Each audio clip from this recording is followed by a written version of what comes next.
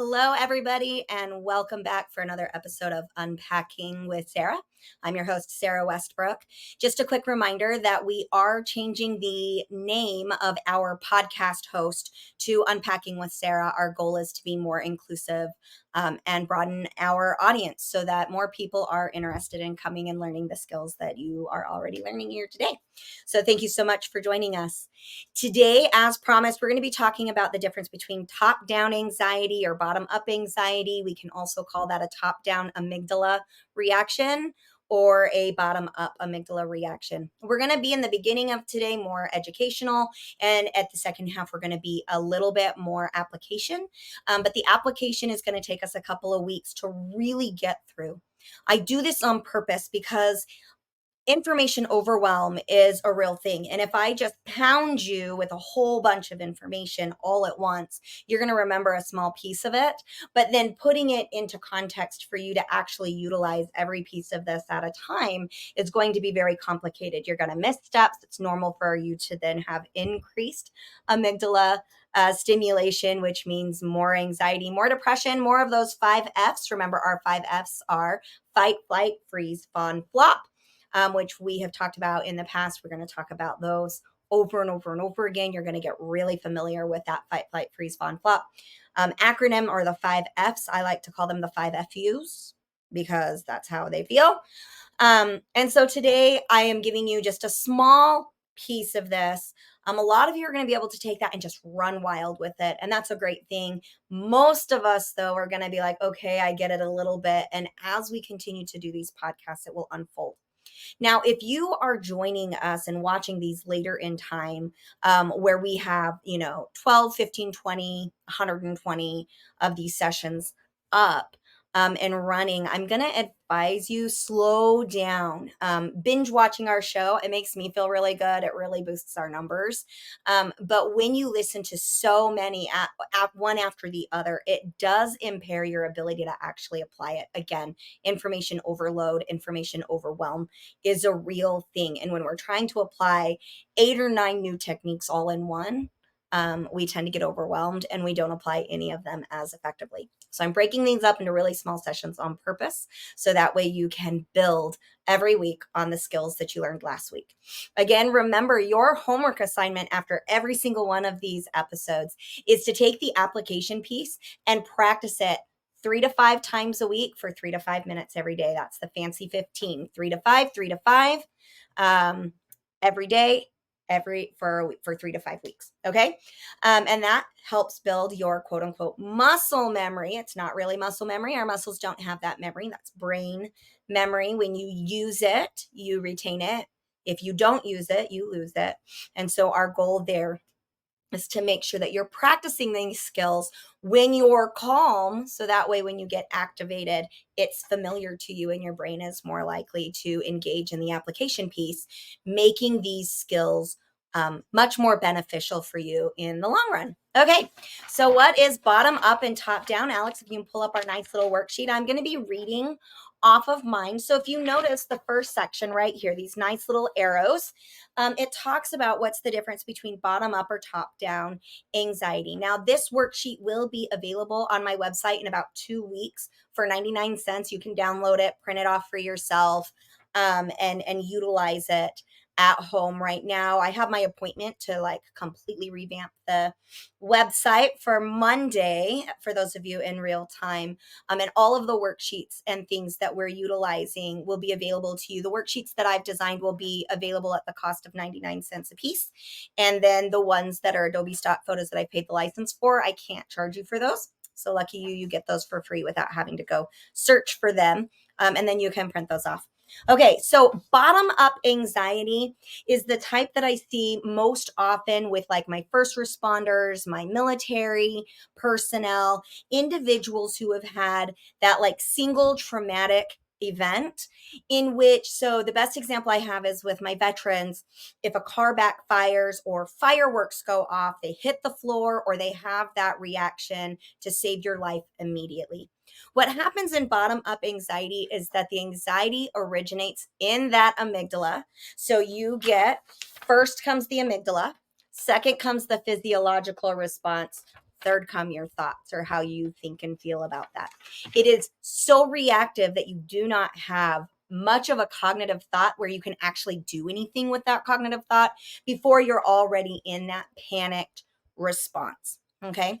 Your next one, your top down anxiety, originates in your frontal cortex. This is probably the most common anxiety that we experience. And that means that first come your thoughts, second comes the physiological response, and third comes your amygdala. So this is where, so for example, I'll give you a little story here, and I'm going to use some of Brene Brown's language. And I want you, if you haven't looked at Brene Brown stuff, absolutely do that. She's amazing. She talks about shame, but she also gives you vocabulary to utilize this. And I'm going to use some of that vocabulary here right now. So in my life, I recently had an issue with my sister. So I've got one sister that I communicate with, I don't know, every 7 or 8 months when something comes up in the family that needs to be discussed. She's kind of my go-to person. She's kind of neutral ground, and she's really good at honoring boundaries. So that way she doesn't enter into what I like to call I got to use my dad's name from the book, the Dave and Sarah drama saga is what I like to call that. And so she's really good at those boundaries. Well, I sent her a message that was very urgent, in my opinion, very urgent, that needed a response. And she had gone dark. She wasn't responding to me or anything. And she did not respond to me for a little over 24 hours. We'll just say 30 hours for the sake of today. The Brene Brown language that I'm using here is the story I told myself was my sister was ignoring me. She was talking about me behind my back. Again, it was going to explode. The whole family's going to know, and we're going to enter another massive blow up with my family. Now, for those of you who have not read my book or haven't been following the Unpacking Mormonism series, I don't have contact with my parents, and I don't have contact with two of my siblings ever, because it's just toxic. Like, I become toxic, they become toxic. It's just a mess. And so the story I was telling myself is that my sister, Evelyn, from the book, my sister Evelyn, was ignoring me and creating drama behind the scenes. Now, I had no basis for that. The only factual information I had was that she wasn't contacting me.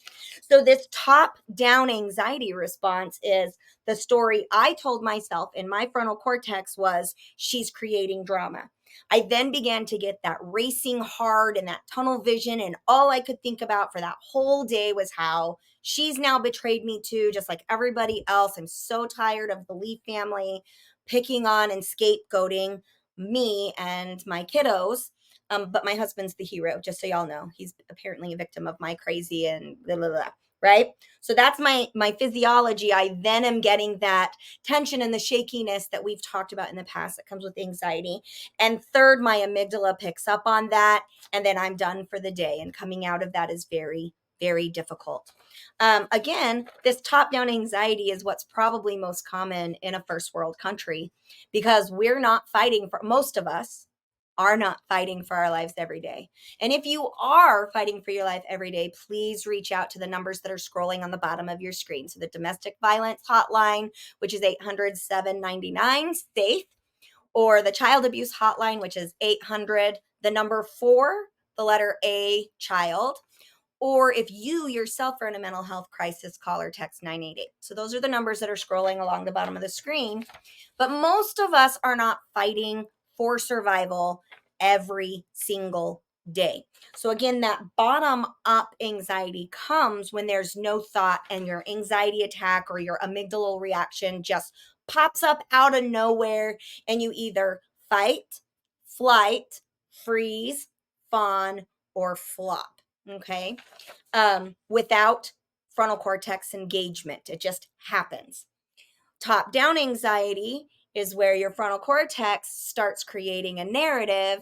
You have a physiological response, and then your amygdala takes over because it identifies your own thoughts as a survival issue. Like, you are going to die because you're thinking A, B, C, D, E, F, G. Okay. Bottom up anxiety is usually cured and regulated from the deep breathing exercise alone. And that's the deep breathing exercise that we talked about in session 2. So If you want to review that, that's the You're Breathing Wrong episode. Usually bottom up anxiety just needs you to start breathing, calm the amygdala, your frontal cortex comes back online. It's able to make the connection. Hey, I thought I was in my car accident again, or, ooh, that was a flashback. I'm okay now.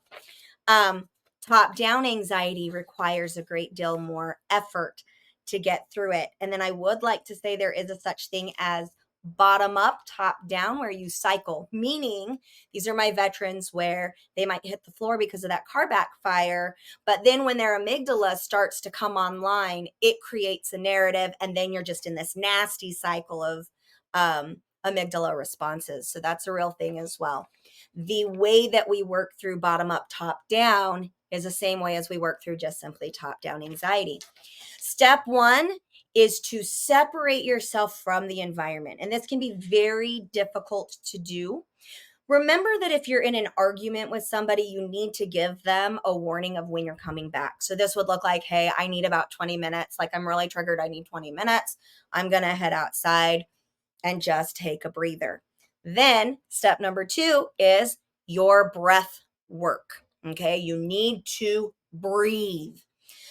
Step 3 is your movement. And we're really going to get into the mind body connection next session. So that'll be session 3B, I believe, is where we're going to be at. So we need to get that movement. We're going to talk about the energy in your body and why movement is so valuable for a panic response or a 5F response.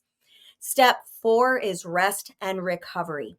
Now, not everybody needs a rest and recovery space, but most of us do. Okay, so we're going to talk about that.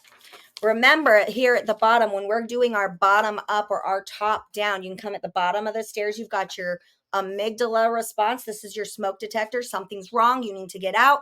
You need to fight. You need to do something because your house is on fire. Like, right? That can feel like numbness, racing heart, sweaty palms, shaking, tunnel vision, fight, flight, freeze, fawn. And I need to add the flop in there. I'm going to have to call my designer and say, hey, we missed flop on that bottom one. The next one is your physiology and the way we respond to that physiology. So this is what it is. This side is recognizing it. Okay, so smoke detector goes off in that amygdala. You end up with numbness, racing heart, sweaty palms, shaking, tunnel vision, or one of your 5Fs, fight, flight, freeze, fawn, flop. Your physiology, how do I respond to that? I slow my breathing. This is where we inhale for 5 counts, exhale for 5 counts. Don't hold your breath. Remember, if you hold your breath, your amygdala freaks out because it's like, oh my gosh, we're dying. And now we're not getting oxygen. Holy hell, we're going to die. Okay. Then in order to re-engage that frontal cortex, we need to breathe and move. Okay, so move, walk, run, yoga, lift weights, stretch. It can be gentle movement. It can be heavy movement, whatever works for you. And then your wise mind is where we find that calm. So when I hit wise mind, when I'm back in my frontal cortex, I want to be calm. I want to feel my creative juices turning back on. I want to be focused, controlled, and my ability to accept things radically, which we will be talking about radical acceptance at a future date. But our ability to just accept things the way they are comes on and engages best when we are fully in our frontal cortex. So if you have any questions about this bottom up, top down, you can reach me personally. I check this email is daisygirlcommunications@gmail.com. That is my email address. So if you would like to reach out and ask me a question about this or about anything else, you are welcome to. Or if you want to find the worksheets, they'll be up in a couple of weeks. You're going to visit our website at daisygirlcommunications.com and you're going to go up under the worksheets or the reading materials. I don't remember where it's at. I'll let you know after we redesign the website with the new branding stuff. I'm super excited about it here at daisygirlcommunications.com and Unpacking with Sarah. It's been great seeing you again. Remember, if you are in crisis or if somebody else you know is in crisis, the domestic violence hotline is 1-800-799-SAFE. Our child abuse hotline is 1-800-4-A-CHILD. Or if you are the one that is in crisis, please call or text 988. Those numbers are there to keep you alive and well. I have used them. I encourage you to do the same. Thanks so much. We'll see you next week. Bye.